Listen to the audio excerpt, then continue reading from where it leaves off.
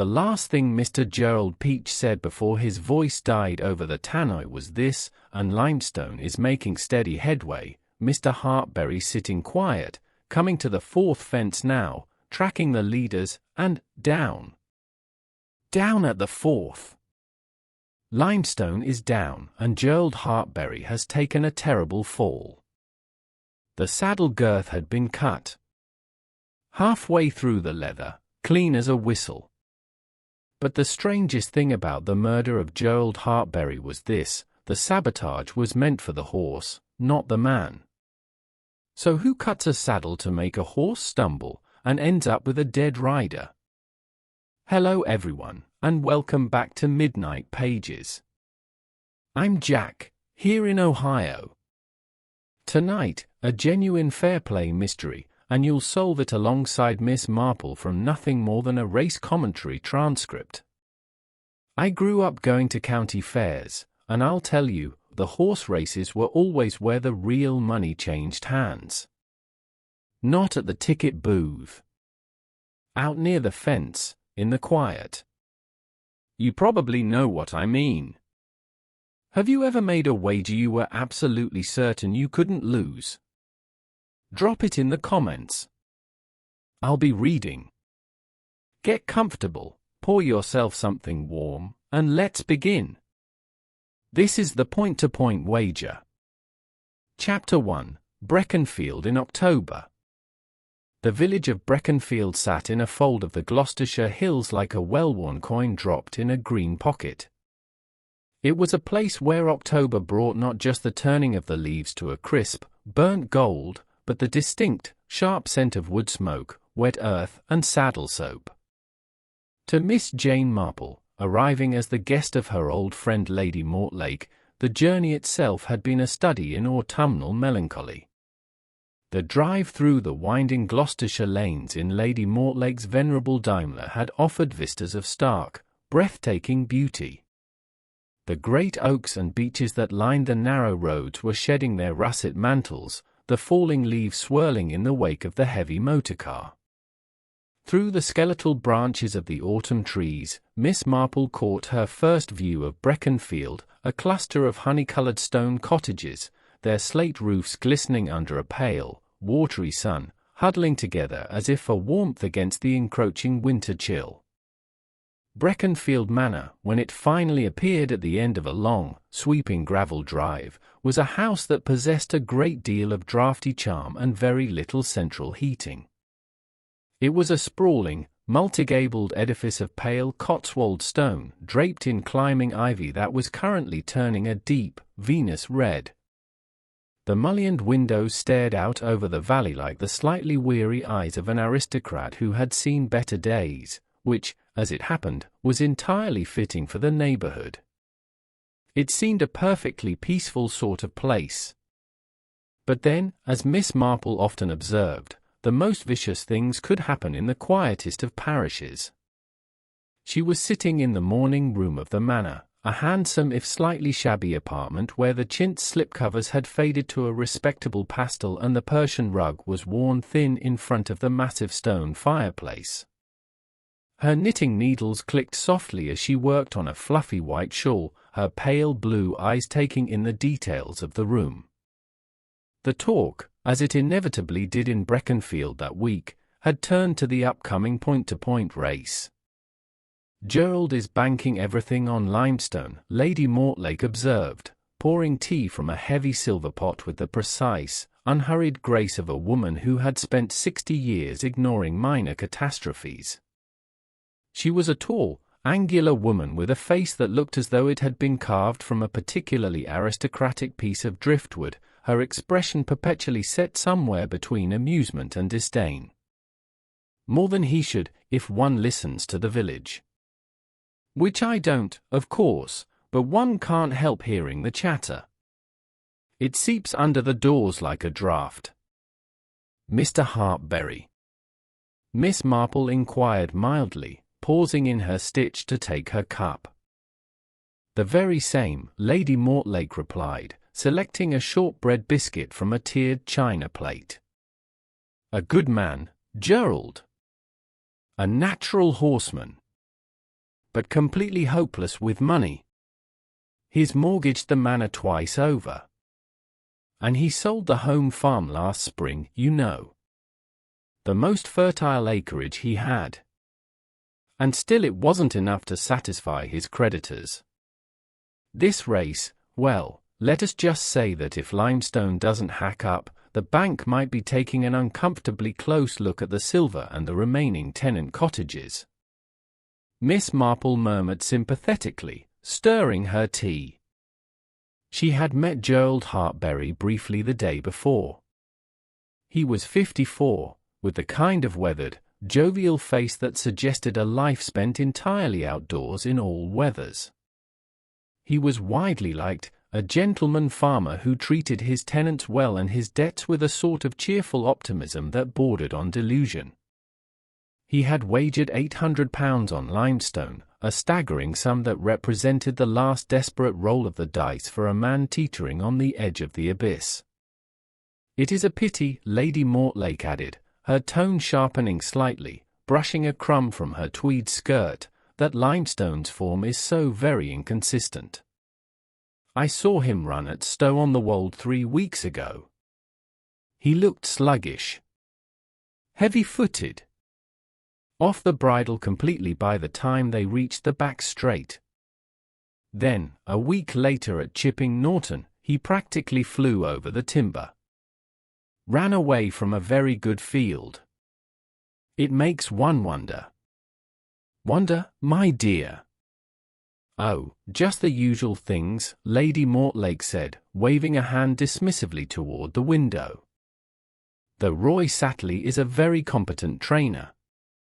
Too competent, perhaps, to let a horse run so unevenly without a reason." Miss Marple's needles paused for the briefest of seconds. In her extensive experience observing the human condition in the village of St. Mary Mead, inconsistency in animals was almost always a reflection of inconsistency, or deliberate calculation, in humans. A dog that bit one man and fawned over another was reacting to a hidden truth. A horse that ran like a cart horse one week and Pegasus the next was being asked to do so. She reflected, internally, on how both horses and humans were driven by hidden pressures, unseen hands on the reins guiding them toward predetermined outcomes. She filed the observation away in her neat, precise mind, returning to her knitting with a thoughtful furrow between her brows. Chapter 2: Satterly's Yard. The following afternoon, Lady Mortlake took Miss Marple to view the horses at Roy Satterly's training yard. It was a crisp, bright day, the sky a pale, washed-out blue that promised frost by nightfall. The yard itself was a model of austere, almost military efficiency, and the moment they stepped from the car, Miss Marple was struck by the sensory immersion of the place. The cobblestones were swept painfully clean, free of loose straw or debris. The stable doors were painted a severe, dark green, the brass fittings polished to a high gleam. The air was rich and complex, a heady brew of sweet alfalfa hay, the sharp, medicinal tang of camphor liniment, the oil of saddle soap, and the warm, slightly dusty, deeply comforting smell of the horses themselves. Everywhere one looked, there was evidence of a careful organization that spoke of immense professional pride. A large blackboard hung outside the tack room, detailing the feed schedule with chalk precision, measures of oats, bran, and chaff, carefully calibrated for each animal. In one of the stalls, a lad was rolling leg bandages with practiced, rhythmic movements, while another was mucking out with a quiet, concentrated diligence. Roy Satterly, the architect of this orderly domain, was 43, a man composed entirely of angles and guarded expressions. He spoke in short, clipped sentences, as if words were a precious commodity to be heavily rationed. When he was evasive, he didn't lie, he simply offered silences that were as solid as a brick wall. "He looks well, Satterly," Lady Mortlake said, stopping before a large loose box where Limestone was looking over his half-door. The horse was a magnificent specimen, a big grey gelding standing easily 16.2 hands high. He possessed a wide, deep chest that promised immense stamina, powerful sloping shoulders, and a kind, intelligent eye that seemed strangely at odds with his erratic racing form. A freckled stable lad was just entering the stall, offering the grey a tightly stuffed haynette. Limestone nudged the boy playfully before tearing a mouthful of hay with a soft, tearing sound.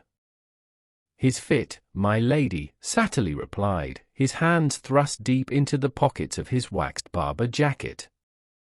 "Much fitter than at Stowe," she noted dryly, her eyes narrowing as she assessed the horse's gleaming coat. "He seemed rather out of sorts there. Sluggish, wouldn't you say?"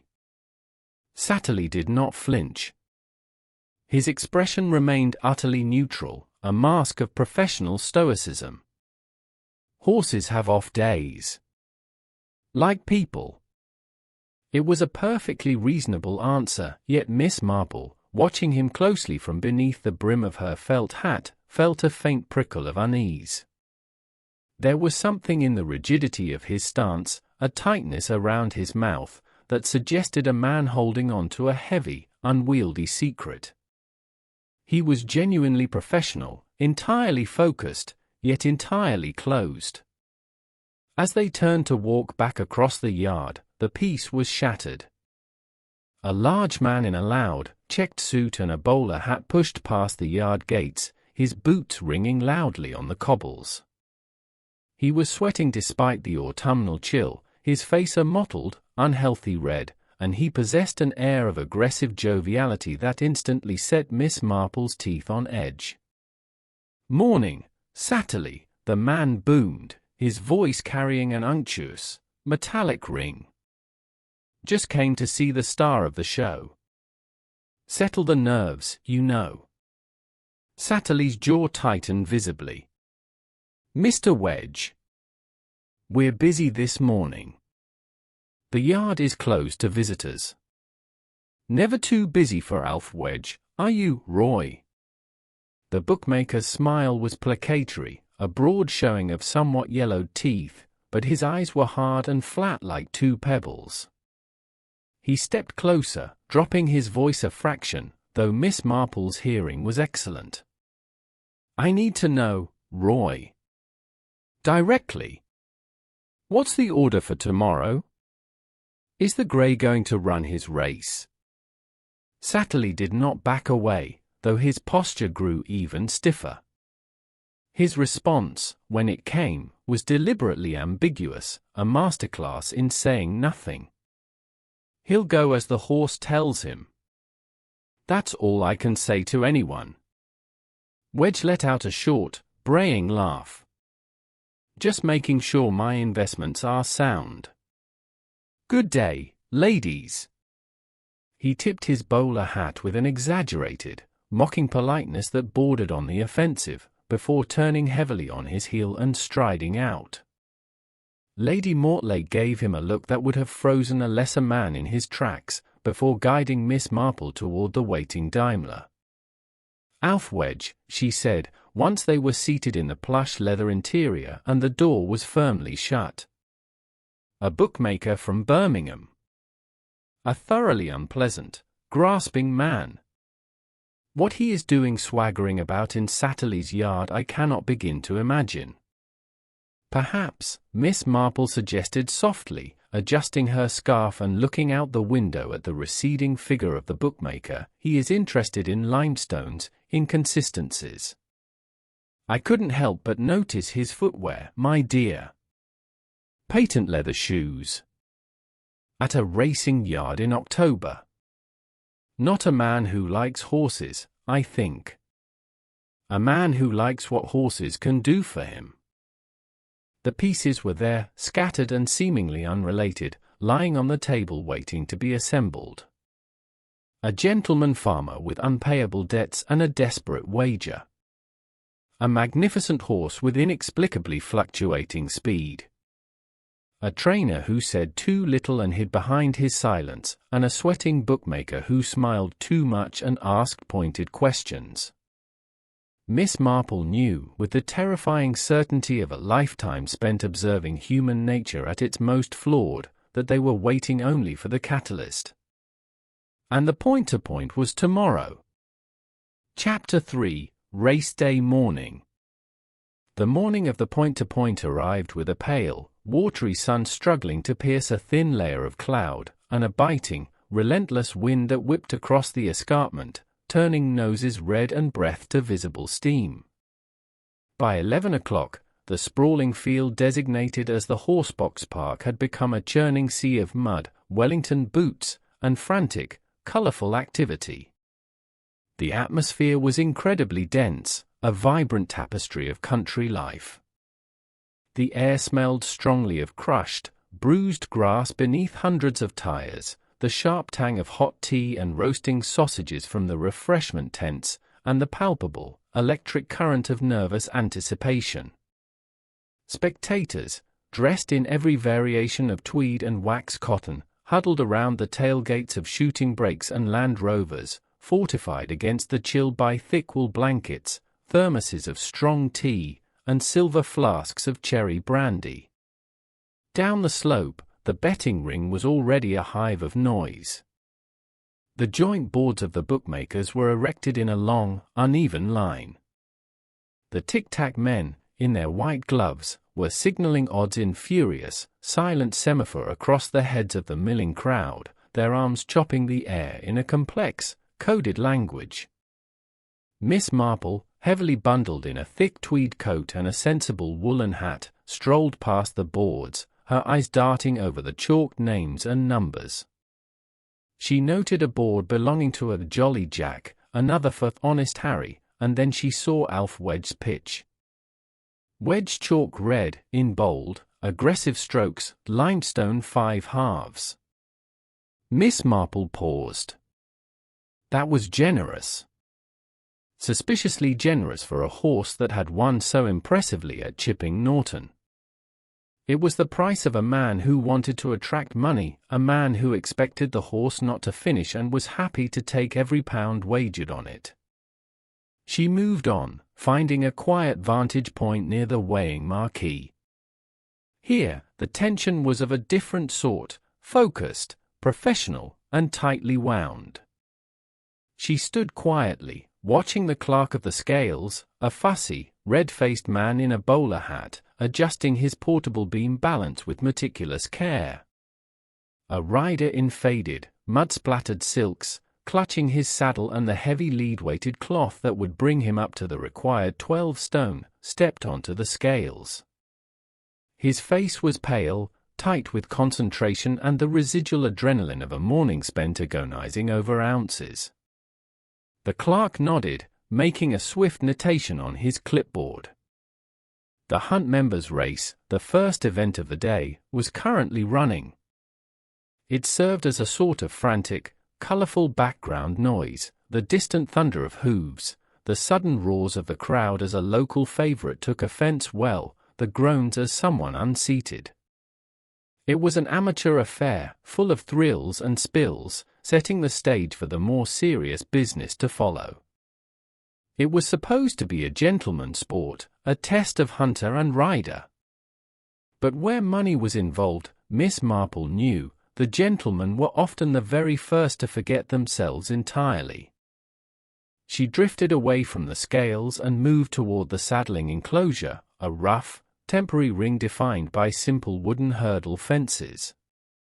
Spectators leaned heavily over the rails, studying the horses being led around with intense, silent scrutiny, analyzing every muscle twitch and flick of an ear.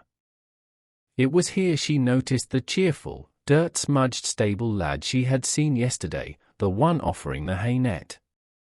He was standing near a water bucket, talking in low, urgent tones to a colleague. Miss Marple adjusted her hat, stepping slightly closer.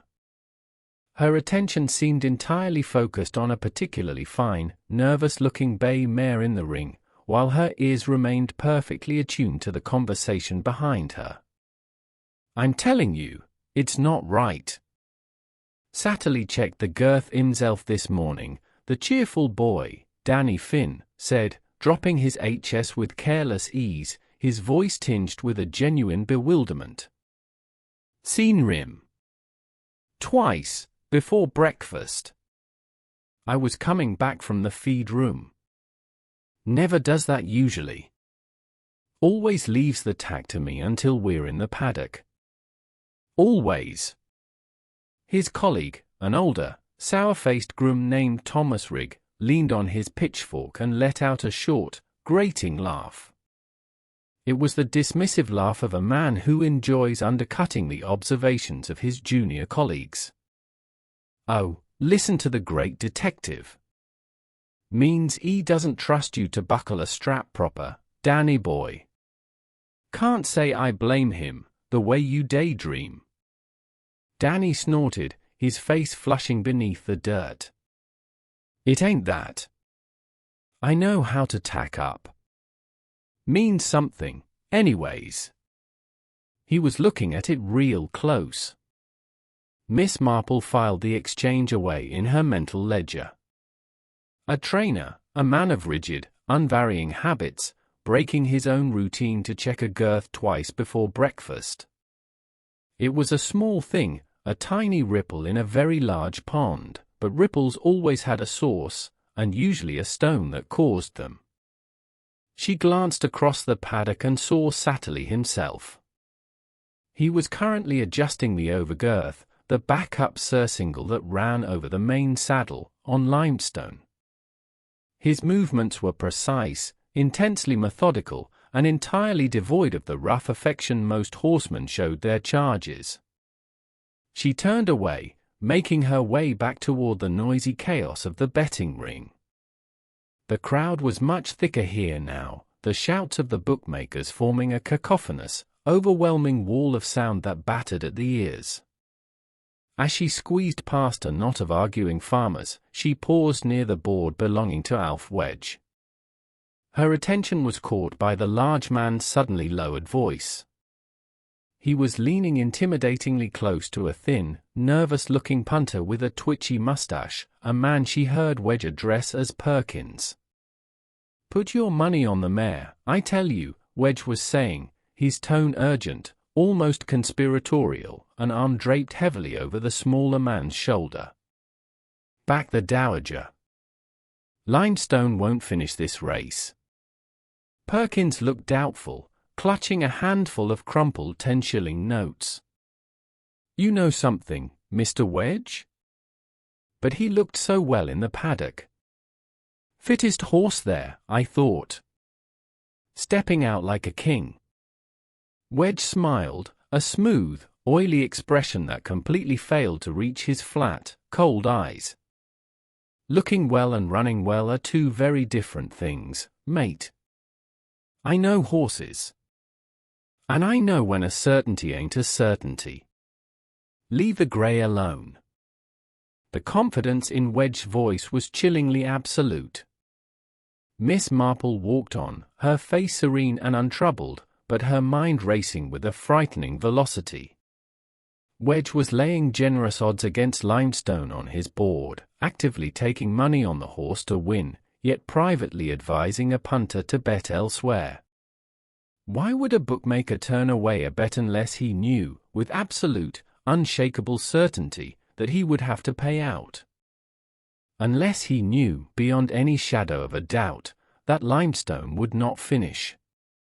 The pieces were aligning, sliding into place with a sinister click. But into what terrible picture she could not yet entirely see. Chapter 4: The Call of the Race. By 3 o'clock, the sky had darkened with the promise of rain, and the wind had sharpened its edge, carrying the faint, metallic, highly amplified voice of the race commentator, Mr. Gerald Peach, over the tannoy system. Mr. Peach, the local solicitor in his day job, considered his amateur commentary an art form of the highest order. He stood precariously on the bed of a farm wagon near the finish line, massive binoculars pressed tightly to his eyes, a heavy scarf wrapped around his neck. His voice possessed a steady, rhythmic cadence that rose and fell with the action, expertly building the tension for the crowd. Down in the parade ring, the tension had reached a fever pitch. The horses were walking in a tight, continuous circle, their coats gleaming, nostrils flaring as they sensed the impending exertion. The jockeys, a mix of grim-faced professionals and pale amateurs, were being legged up by the trainers. The crowd pressed hard around the white-painted rails, murmuring, analyzing, pointing. Gerald Hartbury stood beside Limestone. He looked remarkably calm, entirely confident. He adjusted his skull cap, took the reins, and allowed Satterly to throw him smoothly up into the tiny racing saddle. He gathered the grey horse, patting its neck, looking every inch the master of his fate.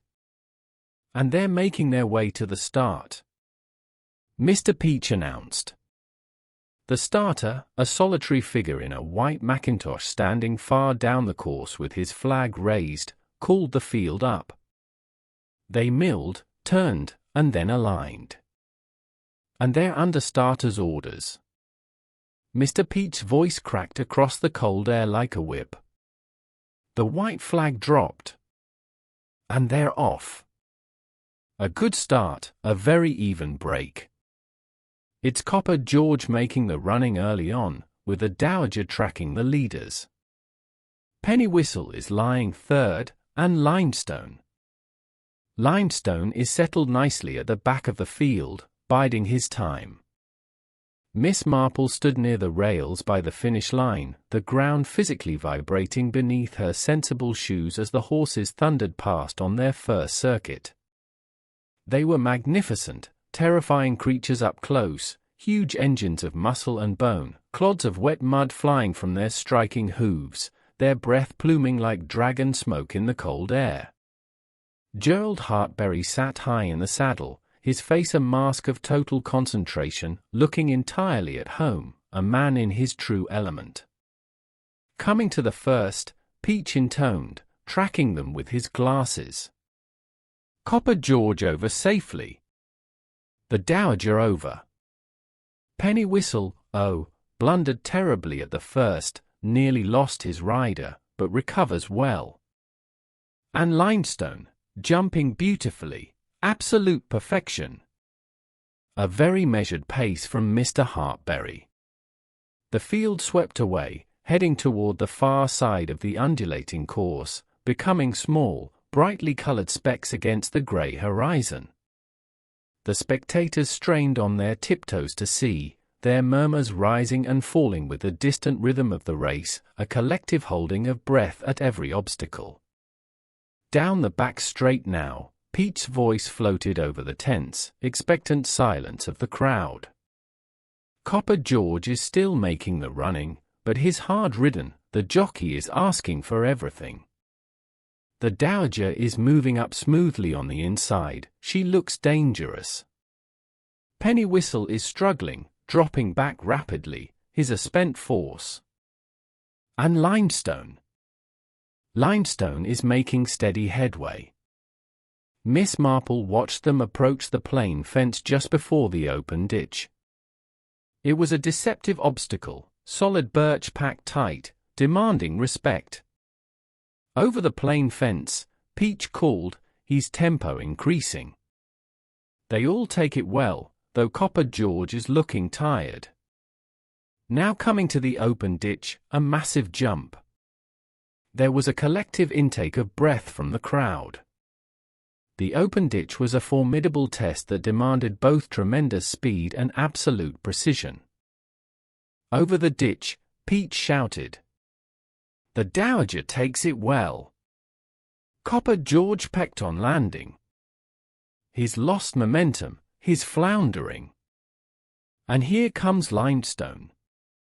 There was a massive roar from the crowd, a wave of visceral sound, as the big grey horse soared over the ditch with effortless grace, landing smoothly and instantly accelerating, devouring the ground. And Limestone is running beautifully in fourth, Mr. Hartbury sitting quiet, there's a slight, he's carrying his rider a little short behind coming into the straight, but Mr. Hartbury doesn't seem to notice, coming to the third fence now, and the field is very close together. They're approaching the water jump. Miss Marple frowned, a deep crease appearing between her brows. Carrying his rider a little short behind? It was an exceptionally odd phrasing, a highly technical detail of equine movement that jarred slightly in the flowing, dramatic rhythm of the call. It was a tiny, discordant note buried in a symphony. But before she could ponder it deeply, the field was turning for home, tackling the spectacular splash of the water jump, and the third fence was looming large. Over the water, spectacular leap from the grey.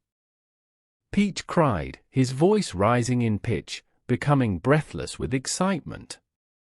Now over the third. The Dowager leads by a length. Copper George is under a desperate drive, he's fading. And Limestone. Limestone is moving up. He's lying third now. He's finding more. He's making headway, tremendous headway, and the crowd is responding. Mr. Hartbury is asking for an effort, and the horse is responding magnificently. The crowd was screaming now, a desperate, deafening, visceral sound that drowned out the wind. The horses thundered toward the fourth fence, the final, crucial obstacle before the grueling, long run-in to the finish. Coming to the fourth, Peach screamed, the tannoy crackling and distorting with the sheer force of his voice. The Dowager over. Copper George over? Limestone is. The commentary stopped. It did not fade, it ceased instantly. The silence that followed was abrupt, shocking, and absolute, more deafening than the roars of a moment before. Over the tannoy, there was a sharp, magnified intake of breath from Mr. Peach. Then, a single, horrifying sentence delivered in a tone of pure devastation. Down. Down at the fourth. The crowd noise shifted instantly, a sickening transformation from a roar of triumphant excitement to a collective, horrified gasp, followed by a low, buzzing murmur of terror and disbelief. Miss Marple pushed her way forward, pressing hard against the wooden rails. In the distance, near the fourth fence, a chaotic knot of people was forming. Officials in high-visibility vests were running across the track. A horse, the big grey, Limestone, was scrambling desperately to its feet, loose, shaking itself, the saddle hanging grotesquely beneath its belly, swinging loose and broken. But the rider, the gentleman farmer who had wagered his estate, his future, and everything he owned, did not rise. He lay completely still in the churned, muddy turf, a small, terribly broken figure against the bruised green of the Gloucester hills. The silence over the tannoy stretched out, heavy and terrifyingly final. The ground was still trembling faintly beneath Miss Marple's feet from the passing of the horses, a physical echo of the violence that had just occurred. The wind seemed suddenly to bite much harder, the cold seeping through her thick coat to settle in her bones, as the grim reality of the fall settled over the course like a heavy, suffocating shroud. Chapter 5: The Cut Leather. The aftermath of a racing fatality possesses a grim, practiced, almost military efficiency.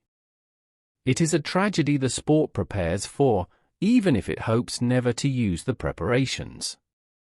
Canvas screens, stark white against the mud, were erected around the fallen rider with brutal, practiced speed, hiding the worst of it from the horrified spectators. A muted ambulance, its lights flashing silently, bumped its heavy way across the rutted, uneven field toward the screens. The crowds, denied the adrenaline-fueled spectacle of a driving finish, turned their attention to the morbid fascinations of tragedy, speaking in hushed, thrilled tones, passing rumors and speculation like currency. Miss Marple remained standing near the weighing marquee, her expression grave, her eyes missing nothing. She saw Mrs. Helena Hartbury, a woman in her early 50s, being escorted toward the course. She wore her profound grief like a tightly fitted, iron coat, controlled, rigid, her jaw clenched so tight it looked liable to shatter, allowing absolutely nothing of her internal devastation to spill over the edges. She watched dry-eyed, a statue of misery, as the ambulance slowly departed, bearing her husband away. It was Lady Mortlake's head groom, an elderly man named Bates who had forgotten more about horses than most men ever learned, who first noticed the anomaly.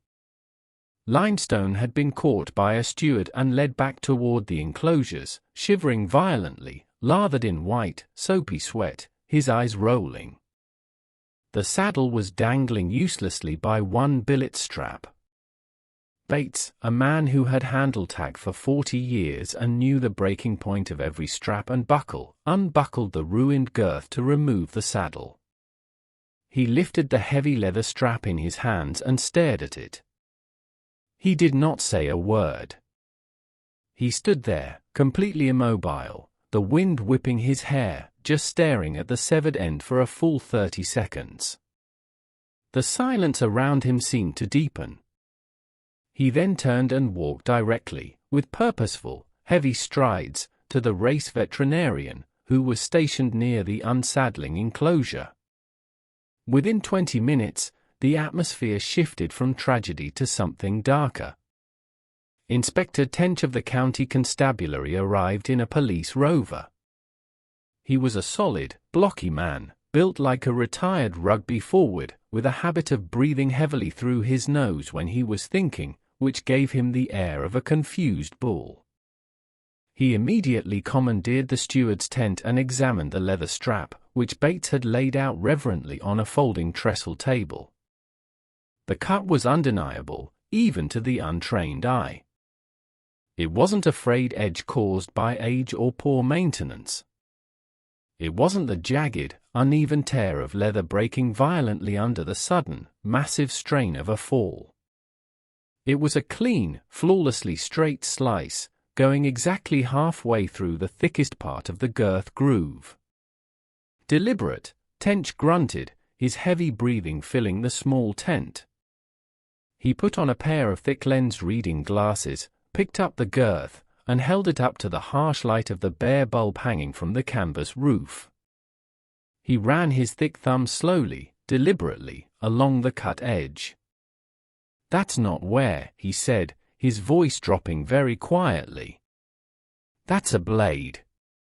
Someone sliced it. Deliberately.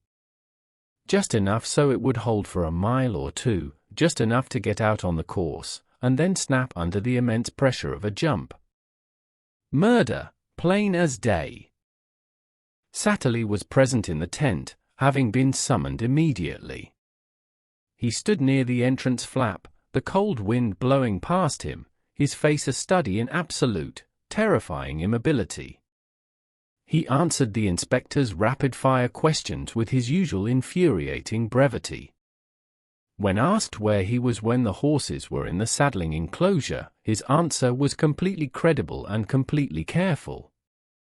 "I was in the trainer's viewing area," he stated flatly.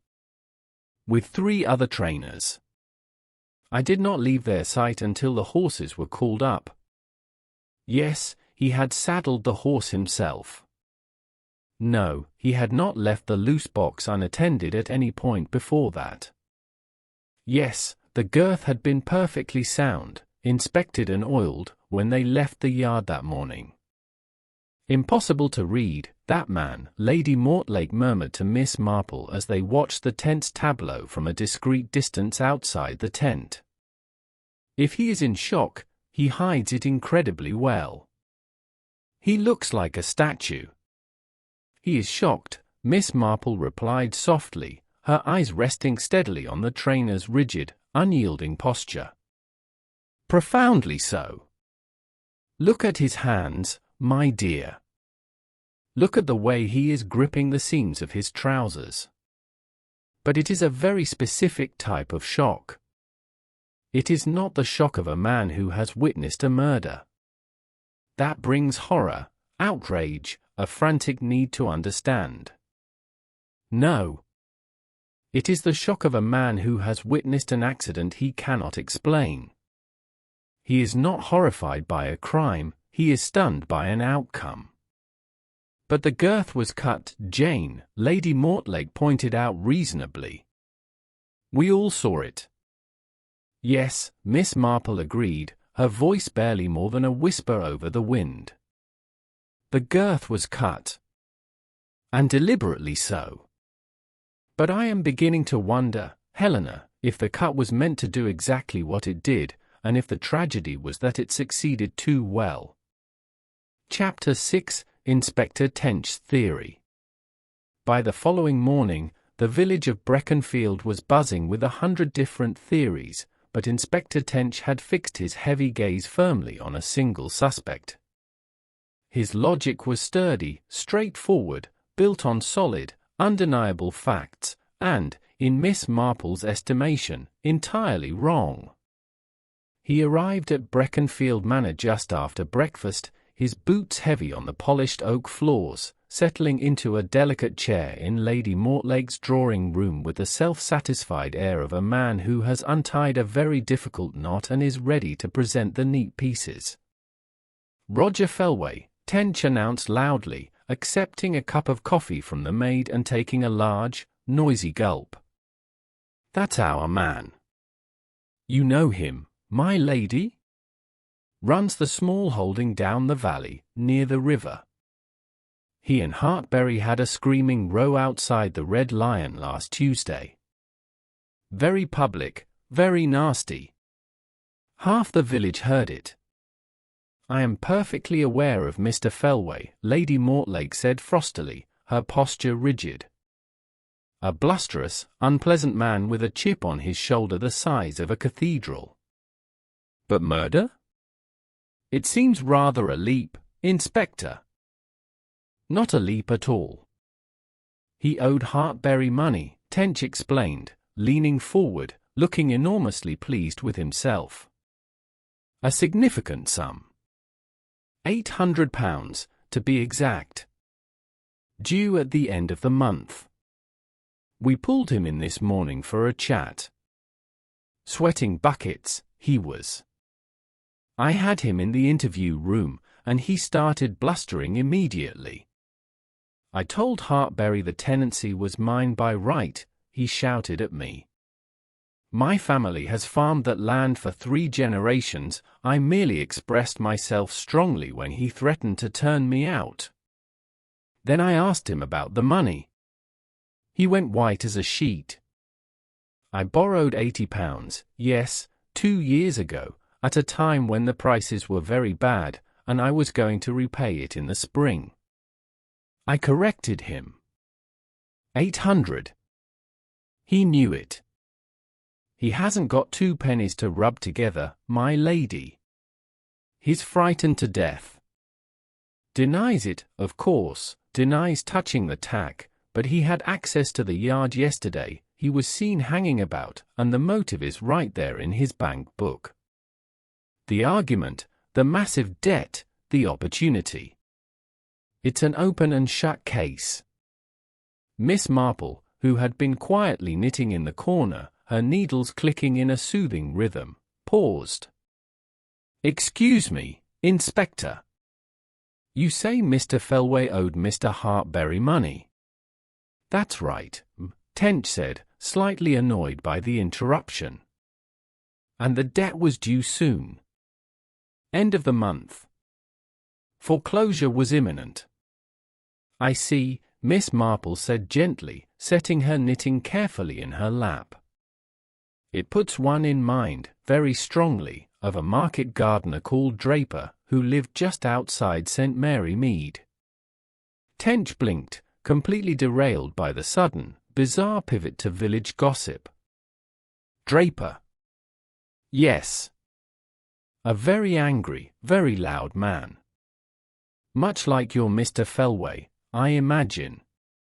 He had a terrible grievance against Colonel Hessop regarding the flower show committee. He felt he had been slighted over a marrow. Draper loosened the wheel bolts on the Colonel's garden barrow, meaning only to create a small, localized embarrassment, you understand, to stop the Colonel reaching the committee meeting on time. He thought the wheel would simply fall off in the driveway, leaving the Colonel looking foolish and covered in potting soil. Tench stared at her, his mouth slightly open. Lady Mortlake smiled faintly into her teacup, recognizing the familiar, deceptively meandering tone. But Miss Marple continued, her eyes bright, the barrow did not break in the driveway. The Colonel took it out into the road, and it ran away down Vicarage Lane on market day, a very steep hill. It caused absolute havoc.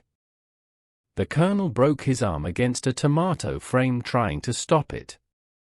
Draper was the most astonished man in 3 parishes. He had planned everything perfectly, in his own mind, except he had forgotten to consider the broader environment. He had forgotten there was a market and a hill. Tench cleared his throat loudly, trying to regain control of his narrative. Very interesting story. Very colorful. But what on earth does a broken wheelbarrow have to do with Roger Felway cutting a saddle girth?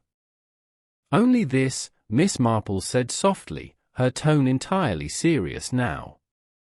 People who plan malicious acts often fail to consider the broader environment. But Mr. Felway's motive, as you describe it, is exactly backwards. If you owe a man a great deal of money, and you cannot pay, the very last thing you want is for him to die. A living man, even an angry one, can be reasoned with. He can be delayed, begged for an extension, offered part payment. But an estate? A bank executing a will? They have no heart, Inspector. They demand payment immediately and entirely.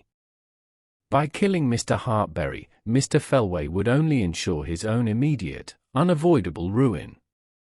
Tench frowned, the heavy breathing starting up again as he processed the logic. He's frightened, Miss Marple.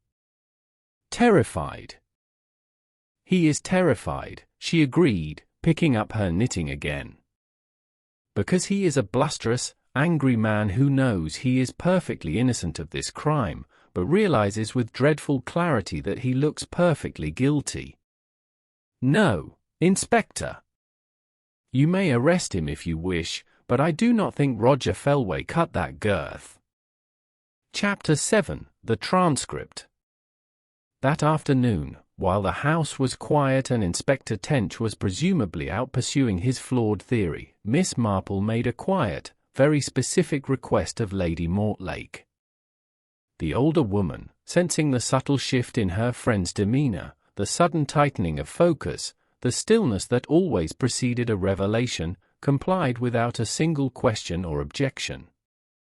She walked to the heavy black Bakelite telephone in the hall and placed a call directly to Mr. Gerald Peach's office in the village. Mr. Peach? Helena Mortlake here, she announced in her most imperious tone, the one that usually brooked no argument. She requested a full, typed transcript of his race commentary. Peach's initial uncertainty crackled over the line. A transcript, Lady Mortlake? Well, I suppose I have the shorthand notes. But it seems rather a strange thing to ask for, given the tragic circumstances. It is precisely because of the circumstances that I require it, Mr. Peach, Lady Mortlake replied smoothly, her authority rolling right over his hesitation. For the historical record of the hunt, you understand.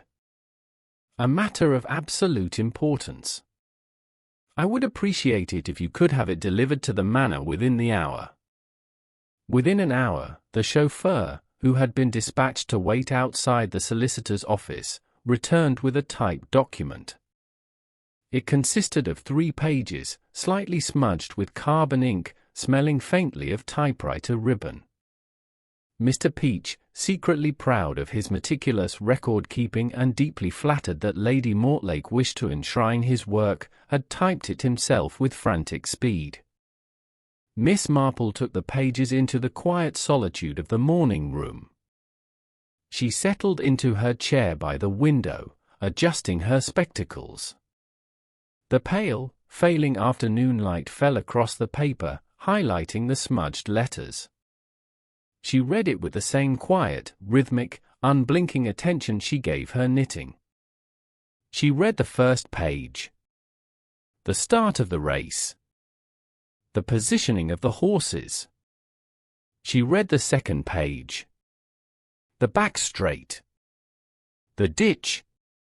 The growing excitement in Peach's voice, transcribed onto the page. She stopped. Her finger traced a line. She read the third paragraph on the second page again. Then, she read it a third time, very slowly. She marked nothing with a pen. She simply folded the document carefully, precisely, along its original creases, and placed it inside her handbag, snapping the clasp shut with a definitive click. She did not speak.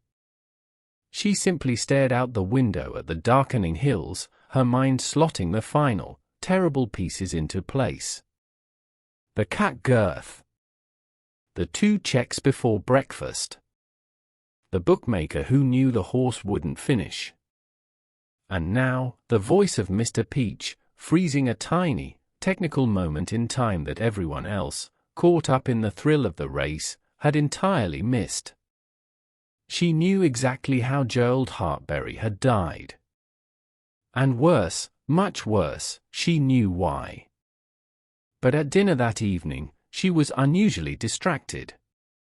She answered Lady Mortlake's conversational questions a beat late, her soup growing cold in her bowl. Her pale blue eyes were slightly unfocused, staring at the silver candlesticks without seeing them, the way they always got when a particularly tangled thread of human malice was pulling tight in her mind. Chapter 8. What the Commentator Saw.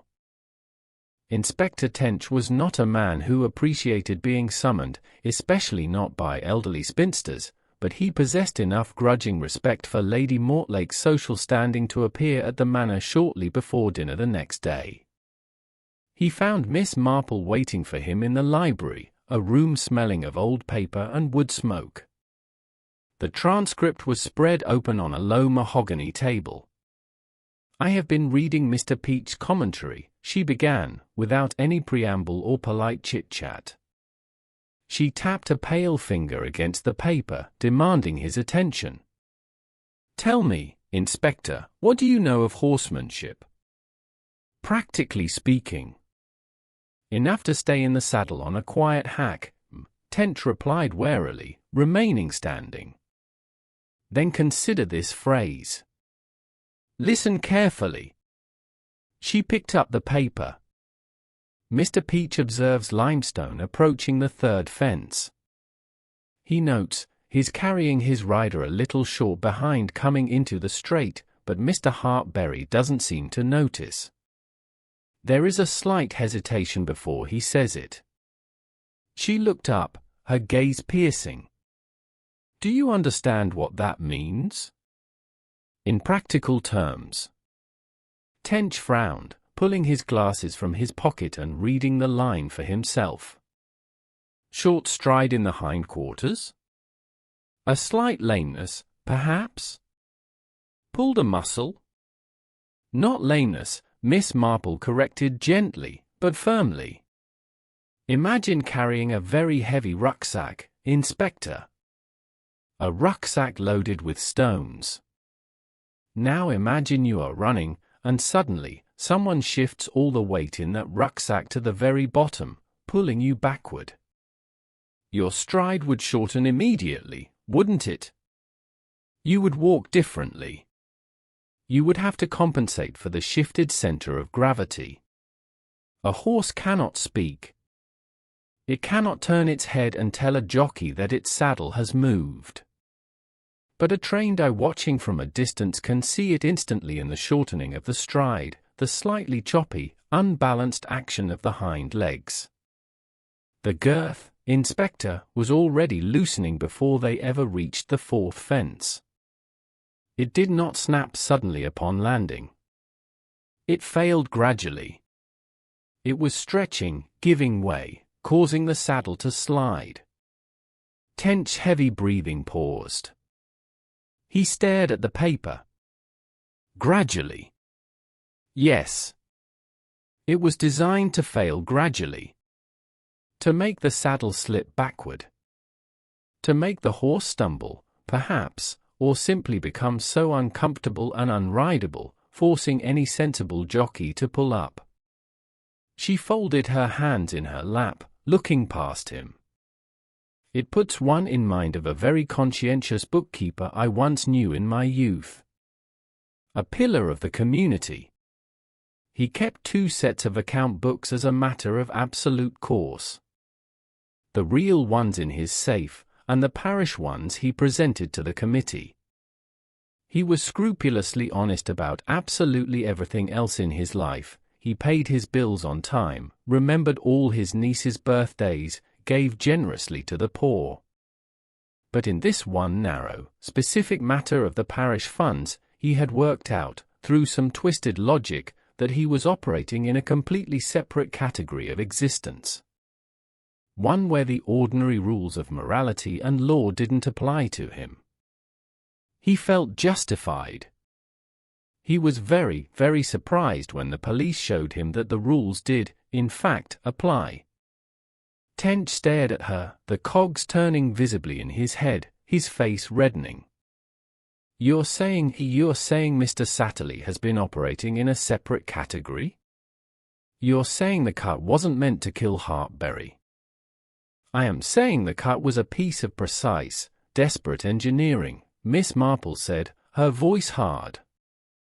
Mr. Satterly has been operating in a separate category of existence.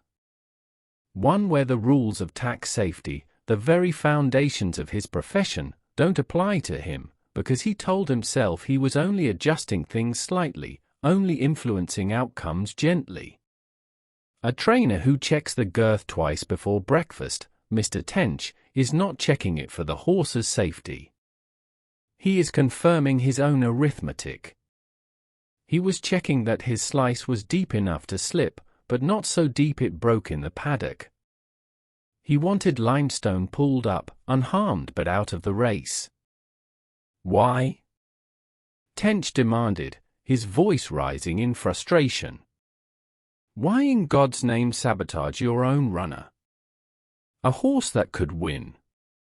That, Miss Marple said softly, closing the transcript, is what you must ask the man who stood to lose the most if limestone won, but who knew, with absolute, terrifying certainty, that he would not. Chapter 9, The Frightened Bookmaker. Alf Wedge did not look aggressive now. Stripped of his loud suit coat, sitting in an uncomfortable wooden chair in the sterile, brightly lit interview room of the local police station, he looked like a large, sweating balloon from which the air was slowly, painfully escaping. He was twisting his bowler hat so violently in his thick hands that the brim was bending out of shape. Inspector Tench stood over him, a menacing mountain of a man. Miss Marple sat quietly in the corner, almost invisible, but a silent, terrifying presence to a man accustomed only to reading the odds and bluffing his way out of trouble. Wedge was breaking down in stages. First came the bluster, then the denial, and now, the raw, sweating panic. I didn't touch the horse, Wedge said, his voice a hoarse, desperate croak. I swear on my mother's grave, I didn't go near the tack. I'm a bookie, not a groom. But you knew, Tench growled, leaning in close, smelling the man's fear. You laid generous odds against limestone all morning. You took heavy bets you couldn't possibly cover if he won. You knew something. You told a punter named Perkins, Miss Marple said, her voice dropping into the tense silence like a stone into a deep well, quoting the remark with perfect precision. Limestone won't finish this race. You were quite insistent. You turned away his money. Wedge's head snapped toward her, his eyes wide with genuine terror. He was a man who operated comfortably on the fringes of the law, familiar with bribes, rigged odds, and strong-arm tactics.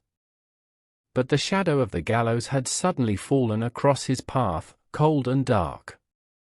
He could not explain the remark. His face, pale and glistening with sweat, did the explaining for him.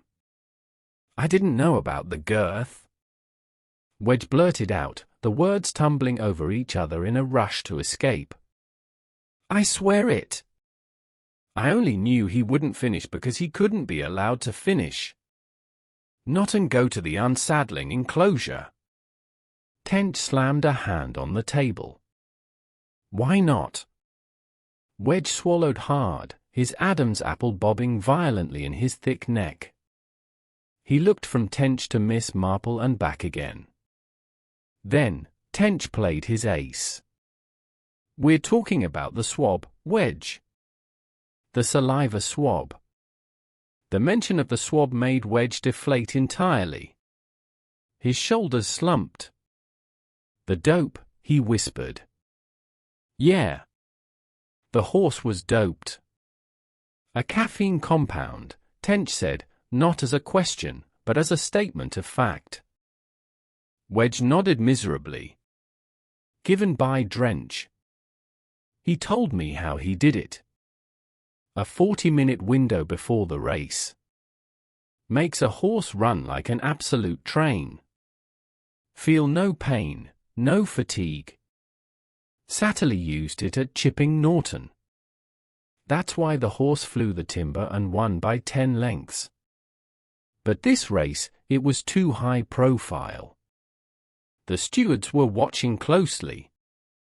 They had a vet stationed right at the unsaddling enclosure, ready with the swab jars.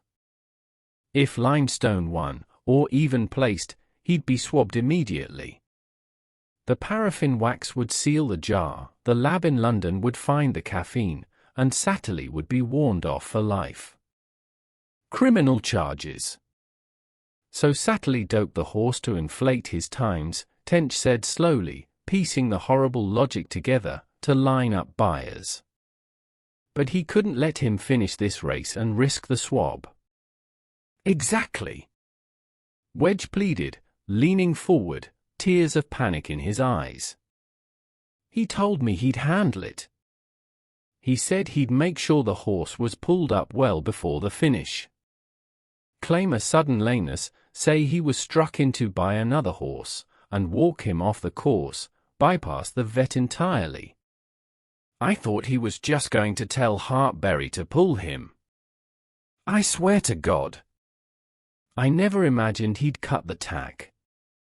I thought the horse would stumble and be pulled up. I've seen it done before. Nobody gets hurt. I never imagined a man would die." Tench straightened up, his face grim and set. The pieces had locked together perfectly. The motive was not hatred, or a debt owed. It was the frantic, desperate arithmetic of a man trying to cover a massive fraud, and making a fatal, arrogant miscalculation. "Bring him in," Tench said to the constable standing by the door. "Bring Roy Satterly in." Chapter 10, The Tack Room. Miss Marple asked for 10 minutes alone with Roy Satterly before the police moved in. Inspector Tench, who was learning rapidly that Miss Marple's quiet methods achieved results his own heavy-handed interrogations could not, reluctantly agreed to wait in his car outside the yard gates. She found Satterly in the tack room.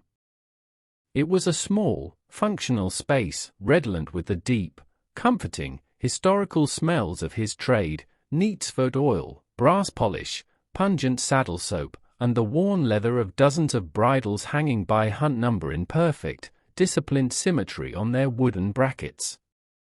The early afternoon light angled weakly through a small, dusty window, illuminating dancing motes of dust.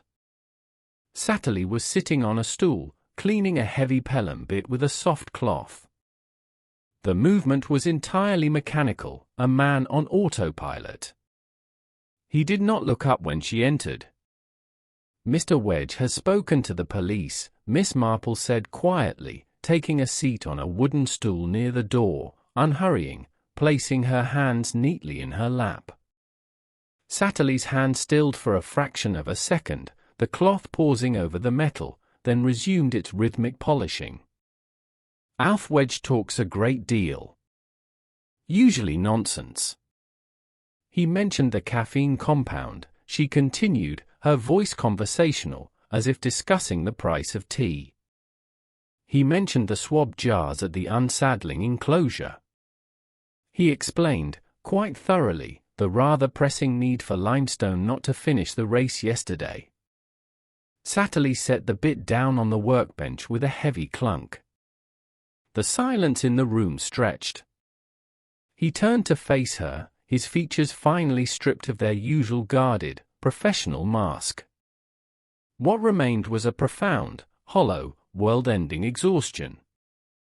"I know you did not mean for Mr. Hartbury to die," Miss Marple said gently, her eyes full of a terrible pity. "It puts me in mind of my nephew's spaniel. A foolish, energetic dog. It took against the kitchen cat one morning and made a great deal of noise about it, chasing it out the door. The cat ran, terrified. The dog couldn't possibly have known the cat would run straight into the lane. There was a delivery bicycle passing at that exact moment. The cat was quite all right, it scrambled up a tree, but the bicycle crashed. The dog spent the rest of its life looking rather puzzled and guilty whenever it passed that lane." She paused, her blue eyes resting steadily on his ruined face. The dog had done exactly what it meant to do, chase the cat. And none of what happened next was what it meant at all. It had set a chain of events in motion that it could not control. Satterly looked down at his hands. They were rough, incredibly strong hands, calloused from years of handling difficult, powerful animals. Right now, they were trembling slightly, betraying the shattered man inside. "I didn't want him hurt," Satterly said. The words seemed to tear their way out of his throat, raw and bleeding. Miss Marple waited. The silence stretched again, filled only by the faint, comforting sounds of the horses shifting in their stalls in the yard outside. Chapter 11. What he said.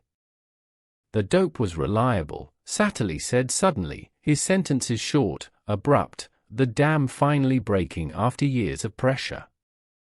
"Caffeine compound. Kept it in a brown bottle in the locked cabinet, labeled electrolyte supplement. Inflates the times incredibly. Makes a sluggish, lazy horse look like a champion. I had buyers lined up from Ireland. They had been to see Limestone twice. They wanted him. Big money. Enough to clear my own debts, save the yard." He picked up the cloth again, wiping frantically at a spot on the bench that was already clean. The timing of the drench had to be exact. "I did it yesterday morning. Danny Finn had gone to fetch the hay for the nets. I had exactly 90 seconds alone with the horse. It was enough. But Hartbury insisted on running him at Breckenfield. Said he needed the prize money to hold off the bank. I tried to talk him out of it, but I couldn't stop him. And I knew the stewards were watching us. They had the vet there. The swabs. If Limestone placed, they'd swab him immediately. They'd find it. I'd lose my license. I'd lose the yard. I'd lose everything. So you decided to pull him up," Miss Marple said, her voice steady. "I've done it before," Satterly admitted, his voice flat, staring at the wall. "The false lameness technique. I did it at Cirencester last year with a different horse. Just have the jockey pull up, say the horse felt unlevel behind, and walk him off the course. Away from the unsaddling enclosure. Away from the vet. Horse walked off perfectly sound an hour later. Nobody asked a question. No finish, no swab. But Mr. Hartbury was riding limestone himself, Miss Marple observed. You could not simply ask an owner, a man desperate for a win, to pull up a healthy horse. No. He wouldn't have done it. He would have fought me. So I cut the girth.